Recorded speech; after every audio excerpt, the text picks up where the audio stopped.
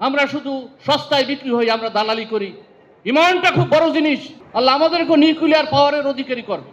আমরা এই দেশ চালাবো, আমরা কাকে ভয় করি? ইন্ডিয়ার প্রাইম মিনিস্টার, ডিফেন্স মিনিস্টার নেপালের কাছে হাত জোর করে ক্ষমা চাইছে একটা দেশের কাছে। আমাদের কোথায় দুর্বলতা?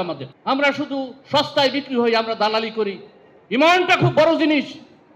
ইমানহীন আমল আর আমলহীন ইমান আল্লাহর কাছে কোনোটাই গ্রহণযোগ্য না। আপনি দুনিয়ায় প্রধানমন্ত্রী হলেন, প্রেসিডেন্ট হলেন, সবই হইলেন, কিন্তু মরার পরে আপনার জাহান্নামে জায়গা হইল।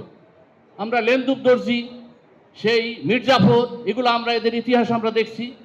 আপনারা মরার পরে তো আপনার আখিরাতকে নষ্ট করবেন, কেন আপনারা করেন? এখনই বিরোধী দলের সাথে বসেন, দেশকে সুন্দর মতো চালান। পাঞ্জাবের জগতে একটি বিশ্বস্ত নাম শাবাব এথনিক ওয়্যার।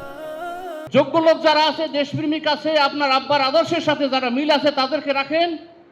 যেগুলা এই ঋণ খেলাপি আছে, অসৎ আছে, অবৈধ আছে, এই বিগত এক মাসে যে পারফরমেন্স আপনারা দেখাইছেন, হাসনাত আব্দুল্লাহর তো কাছাকাছিও আপনাদের মধ্যে একজন লোক নাই। আপনারা এখন যেটা করবেন, বিরোধী দলের সাথে মিশে ঐক্যবদ্ধভাবে দেশ পরিচালনা করেন। ইনশাআল্লাহ পৃথিবীর কোনো শক্তি নাই যে আমাদের সামনে দাঁড়ায়।